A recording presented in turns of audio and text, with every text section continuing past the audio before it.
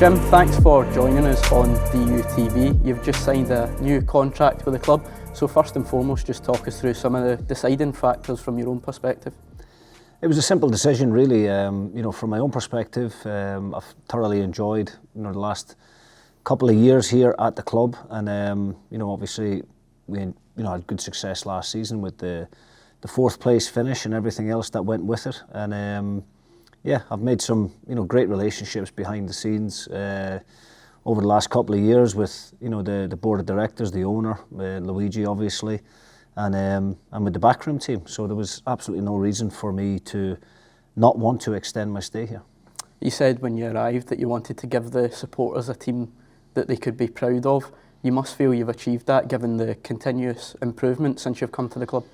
Yeah, I think this season, obviously, everyone can see what we're trying to do as a group, and what that recruitment strategy was all about in the summer. I've been very fortunate in the time that I've been here that every transfer window that we've went into, we've definitely came out of it a lot stronger. And it's always seems to be the case that year on year there's quite a big rebuild in the squad, but it's a part of the game that I've always enjoyed. I've experienced it at every club that I've been at, and it's the most important part of the season as far as I'm concerned. Signing good players, that's going to improve the team, and I think as a club we're always striving to make improvements. We're always wanting to try and move forward and not just be satisfied with what we've got up to now, and that's across the club. I think there's a number of people that deserve a huge amount of credit, behind the scenes in terms of not just the football department, but you look at what's happening to the overall business. I think the season ticket sales are up. Commercially the club seems to be doing better, and I think we're in a far healthier footing now than what I was when I came to the club, which is all you can hope for, I suppose, as a manager. Obviously my main focus is on the football department, but I do think everything else in with the club as a business ties in with what's happening on the pitch, and it's been fantastic up to now. And I think as a football supporter, I think all you want to see is a team that is giving their all in every game that they go into, and I'm delighted to say that of all the groups of players that I've worked with, every single one of them has gave absolutely everything for the jersey, and I think as a supporter, that's all you can ever ask for. You mentioned season ticket sales there. I think they hit record numbers in the summer. I don't think there's been as good a connection between the club and the fan base in over a decade. So how proud are you of the connection that's there at the moment? Yeah, I certainly feel that as a manager, and I think the people that have been here for a considerable period of time also get that feeling, between the supporters and the club. I think there's a lot of transparency now at the moment. I think the communication that you guys do in the media as well, I think ties in nicely with all of that. I think they can see from, the supporters can see from all of the players that we've had, and I don't like just talking about this group of players, because I think we always need to remember what the previous group of guys done over the last couple of seasons as well. But I think they see that we're not only trying to bring good quality players into the group, but we're also trying to bring in good characters and good people.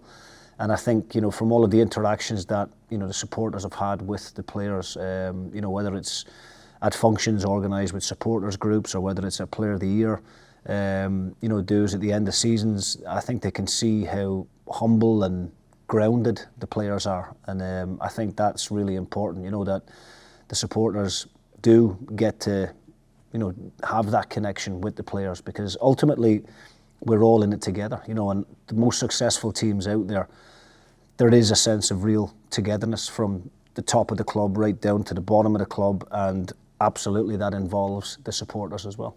You've also had support from those above you. There was a strategic framework put in place when you first arrived to ensure that while the club was bouncing back from relegation, it did so sustainably. So how do you feel that that's impacted the success on the park? Look, I can't really talk too much about what went on, prior to me coming to the club, but I don't think anybody, could deny that when you look at the end of year accounts, a number of years ago, it just wasn't sustainable. And so I knew what I was coming into. I had, good clear communication with the owner and with the chief executive around about what the playing budget was going to look like. We knew there was going to have to be a reduction in that. But I also felt confident that with the money we had available, we would be able to put a team, good enough on the pitch that was going to be able to get us, out of the Championship at the first time of asking, and signing players not only to get us out of the Championship, but guys that we also felt were going to be good enough for us in the Premiership last year, which clearly proved to be the case given our league finish. Now this summer, off the back of the success that we had last season, we've been able to increase the playing budget, slightly, which is pleasing as a manager. Going into the transfer window, being able to attract a better quality of player. But again, all of that is done within, a really sustainable budget for the club, and I take no credit for that. Obviously, Luigi is the chief executive and he runs the business on a daily basis, and I think he deserves a huge amount of credit. I think if you compare the financial accounts from maybe 3 or 4 years ago to the ones that will be published this year, people will see a huge difference in that, and that's the way good companies should be run. I remember we spoke in Holland while the recruitment process was still underway throughout the summer, but now that squad's settled, how pleased are you with the balance of it? Yeah, I am. I mean, I'm really satisfied with the work that we've done. It's very time consuming. It's not just a case of watching a player and then 24 hours later you offer the contract and everything works in sync like that. It's a really time consuming process. Obviously we've made a couple of changes to the head of recruitment position during my time. Obviously Michael Kearney moved back down south to be closer to family, and Ross Goodwin has came in, and Ross has been a revelation as far as I'm concerned, in terms of the quality of players that he's been bringing. I give Ross the profile of each position that I'm looking for and the type of player that I think is going to suit that position best, and then he's got to go and scour the market. And obviously we scoured the UK market, but obviously we've broadened our horizons to the European market as well, where I've had good success in the past at previous clubs, and I think people can see why we're doing that, given the level of player and the talent that we've got now in the current crop. So yeah, I think we're making great strides. I'm not satisfied with where we're at the moment, because I think the group can achieve so much more, but it does take time. We've had a decent start. I think we've dropped points along the way that we probably shouldn't have. I think back to the Hearts game out here, where we had our noses in front, we were playing well and kind of shot ourselves in the foot with a couple of poor decisions, and then obviously the Hibs game most recently. It's a game that we should have won, and we should have won comfortably given the overall performance. Hibs are a good side. I'm not saying it was all one-way traffic, by any stretch. You would expect a team of Hibs' quality to have opportunities, which they did, but I felt over the whole piece we were the better team on the day, and should have taken all 3 points. But it wasn't a disaster. A point in the bag. Everybody can see what we're trying to do here. They can see that the players are buying into what's being asked of them, and that bodes well for the campaign ahead. You said on Saturday that you can see the group progressing week on week, and they're playing with an identity. So in your own words, what do you feel that identity and style of play is for this season? Well, I think when you're bringing players in kind of sporadically over pre-season, as a manager, you want to have the group in as quickly as you possibly can, preferably right at the beginning of pre-season, so that you've got, that quality time with them, during those pre-season friendlies to really iron out, what's being asked, and make sure that there's a clear understanding from the players of what I'm instructing them to do. But when you've got players coming in a little bit later, you've obviously got to repeat that message again. So for the guys that were in at the start, it does become a little bit repetitive, and but they understand why we're doing it. We explain that to them. We do a lot of one-to-one analysis. We do a lot of group analysis. But yeah, I mean, look, it takes time. But I think in terms of an identity, I'm not really one that wants to say that we're one type of team or another. I think you've got to be flexible. I think in the modern day game, that's just my opinion. Other managers I hear talking about what's the alternative to plan A, and they talk about making plan A better. I personally, that's just not my view on the game. I think each opposition poses a different type of threat. Tactically, I think you've got to be able to improvise, and we work on a lot of different things during the week, during the months with the team, so that if we have to make changes or tweaks during games, that the players know what is being asked. And I want us to be aggressive. I want us to be on the front foot. I want us to press teams high up the pitch, but you can only press teams high up the pitch if they're a ball-playing team that are going to build from the back. Some teams in our league are quite direct and they go quite long, so you've got to have a different, a different setup for that type of opposition. But yeah, look, I think we want to be a good footballing team. We want to be entertaining. We want to be defensively. We want to be solid, and anybody that plays against us should have to work really hard to score against us. And I think that's still a work in progress, because obviously at this moment in time we've conceded far too many goals. Most of the teams that I've been involved with over the years have been known to be defensively solid and not to give much away. But we're trying to add that bit of flair as well at the top end of the pitch. So trying to get the balance right, I think, is the key. And but I certainly wouldn't want to just label us as one type of team. I think we're a very adaptable team. If we rewind a bit to the European games, it was an incredible couple of weeks for everyone connected with the club, staff, players, supporters. So it was your first experience of European football as well. So how do you reflect on it now the dust has settled a wee bit? Well, I absolutely loved it. On a personal note, never experienced European football as a club player or manager before. We worked really hard last season to put ourselves in that position, and a number of the players that got us there, I'm delighted to say, are still part of this squad. So we were all really excited. We knew in the Strasson game that we would be heavy favourites, albeit we also knew that they were no mugs, that they had some good players, and it was a close encounter. Obviously winning both games 1-0, keeping clean sheets was important.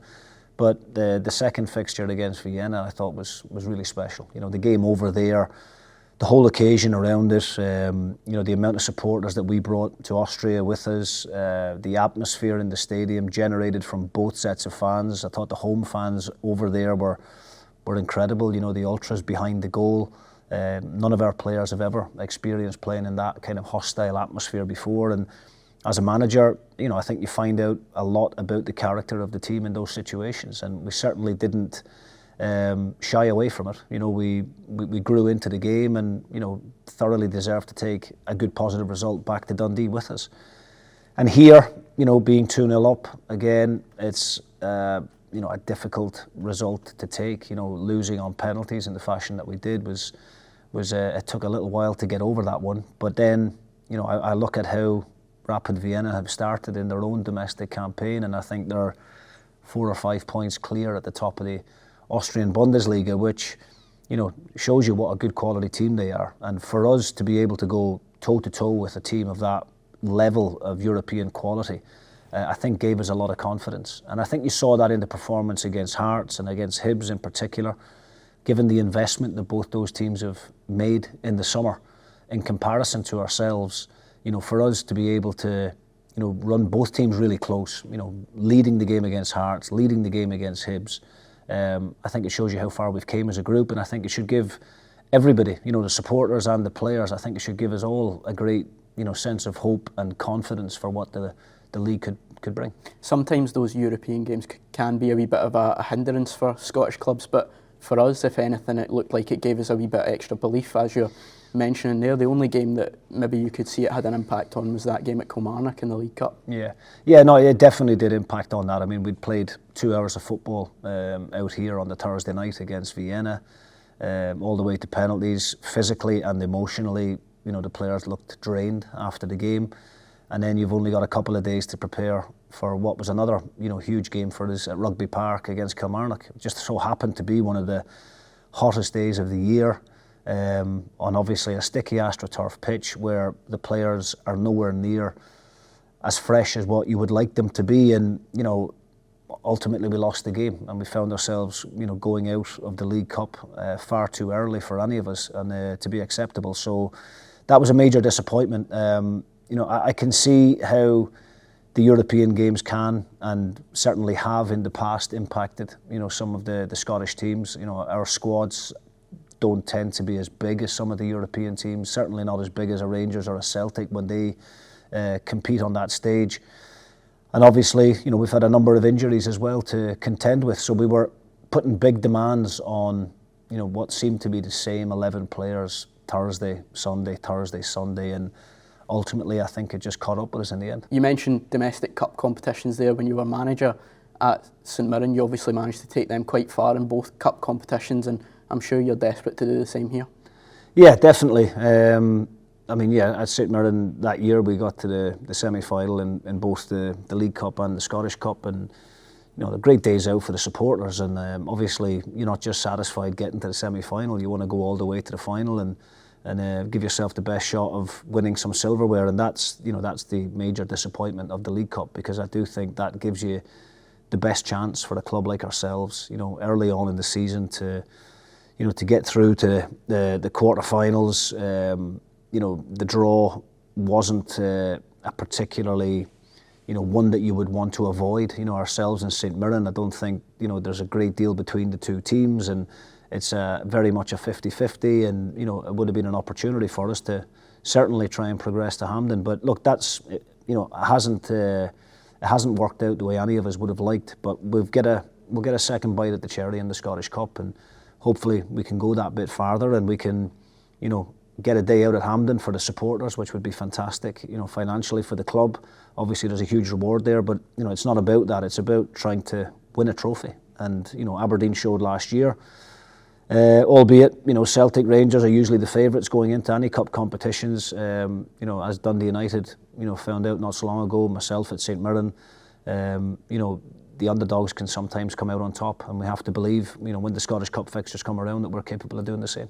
Just back on league business, if we look ahead, 3 home games on the bounce, how beneficial do you feel that will be heading into the next chunk of the season? Yeah, well, the players love playing here at Tannadice. The turnout from the supporters, since the start of the season has been brilliant. I would expect a near sellout crowd against Aberdeen a week on Tuesday, which will be, fantastic atmosphere. And we've done really well against Aberdeen last season in most of the fixtures. So that's one we have to look forward to. And then obviously Kilmarnock and Livingston at home after. So they're games that we're going into in the hope of coming out the other side with maximum points. That's got to be the aim. We know it's not going to be easy because 3 really difficult opponents. Obviously Kilmarnock have already got one over on us in the League Cup. So we know that it's going to be a challenge, but at the same time, playing here in front of our own supporters motivates the players, gives us all a lift, and hopefully we can go out there, put on a show, and get the results that we need. Something you were quite keen to stress when you did sign that new contract was that you still feel there's a lot more both for this playing group and for the club as a whole to achieve. So where do you see those opportunities for exciting further developments? Well, I think the club, obviously there's a generation of our supporters that are used to, Dundee United in the 80s and, being so successful and competing domestically year on year. I think, the first step for us, and certainly for me as a manager, now going into my 3rd season, I think is about, sustaining that top 6, and being a consistent top 6 team, not looking over our shoulder, worrying about relegation, not being that club that's, up and down over the space of 10 years, spending time in the Championship. I think we need to, get away from that. And I think with the strategy that we've put in place, both on and off the field, I think that will enable us to do that. We know top 6, there's no divine right for any team. Hearts and Hibs and, ourselves, have missed out on the top 6 in the past, even though people would say we've got bigger budgets than some of the other teams in the league. So the finance thing doesn't guarantee it. But we have to, put a structure in place that we think is going to make it achievable consistently year on year. And then, that top 6 should become, hopefully, a guarantee. And then you're talking about, right, how do we go and challenge for those European places? How do we become a team that competes in Europe, 2 out of every 3 seasons, finishing 3rd, finishing 4th. We know the level of investment that the likes of Aberdeen, Hibs and Hearts have got, but I firmly believe that if you do your work right, if you get the recruitment done properly, I'm supported by great people behind the scenes, both upstairs and within my backroom team, and I think we've got all the pieces of the jigsaw there. It's just about now, putting the words into action. Do you feel that was another reason as well for that quite high turnover of players in the summer, to bring in that extra level of desire and hunger to push us through this season? Yeah, I mean, I wouldn't say desire and hunger, because I think the group that was with us last couple of seasons certainly had, desire and hunger in abundance. I think what we tried to do was just to sign players that we felt had more room for development. We had some really good experienced players at the club last season and the season before, and we're trying to sign younger players, hungrier players that we feel are on the way up, and hopefully we'll give great service to Dundee United, but hopefully as well as that we'll actually be real tangible assets for the club in the future. And I think if you look at the team value now in comparison to 3 years ago when I first came through the door, I think it's night and day. I think we've got players here now at the club that no doubt other teams will be looking at and taking notice of. That doesn't mean that we're just going to sell players at the drop of a hat, but if valuation is reached and things like that from a business perspective, that's got to be something that we look to do. But then when we do that, we reinvest the money back into the squad again and do it all over again. So I think we've signed players that are probably more athletic, got a bit more development in them, and have definitely got a bit more pace. I think was really important to us. I think you saw that last season. With the players that we had, we were really short on getting in behind teams, and I think we've certainly done that with the likes of Fata, Sapsford, Dolchek, among others. On a personal level, the Dundee Derby was your 400th game in management. What a way to celebrate as well, but you must be quite proud of what you've achieved as a young manager. Yeah, I mean, look, I tend not to spend too much time thinking about little personal achievements up to now. I'm really pleased with the trajectory I've been on in terms of starting out at Alloa. I think that was a great grounding for me in that kind of part-time environment. Working with a great chairman there, and Mike Mulroney, who's now obviously the president of the SFA, and then getting the opportunity to go back to a club that I had such a great experience with as a player in St Mirren, and gradually making that progress and moving on at the right time, and to be in the job for 10 years and very rarely out of it, apart from the brief spell before I came to Dundee United, where I had, I think, 3 or 4 weeks of being out of work. I've pretty much been in work for the last decade as a manager, and hopefully I've got another couple of decades left in me. I'd love to get to that 1,000 games, but in order to do that I've got to have success wherever I'm at, and I'm determined to bring success to Dundee United, and what the future holds after that, we'll wait and see. How do you feel you've developed as a coach in that time?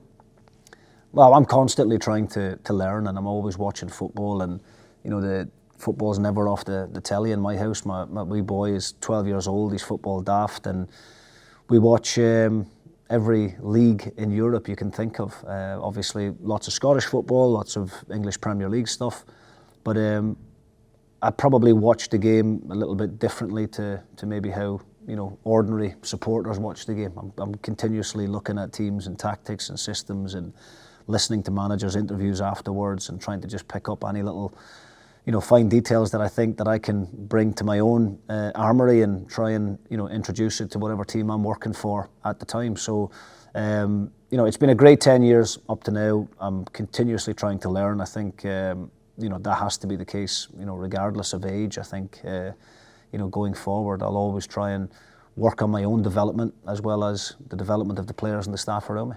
Just finally, 110 games in the Dundee United dugout. Which one stands out to you as the most memorable? Oh, great question.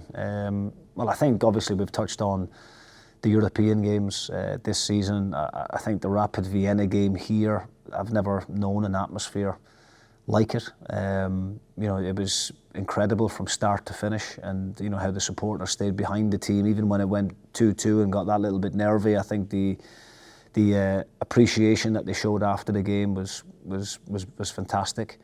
I would have to say probably, winning the championship was great. Obviously, winning anything is brilliant. Obviously, it's not a league that we want to be celebrating winning, too often in the future. But I think the highlight for me has to be probably the last game of the season. We've enjoyed some good success against Dundee in the last couple of seasons, and the last minute goals at Dens, last season was great. But yeah, I think the last game of the season here against Aberdeen, to nick 4th place, the way that we did, I thought that overall performance just summed up the character of the group. That never say die attitude, playing right till the end, and the place was absolutely rocking after it. And to get 4th place to guarantee European football was probably the highlight up to now. Here's to another 110 games. Thanks for your time. Hopefully. Thank you.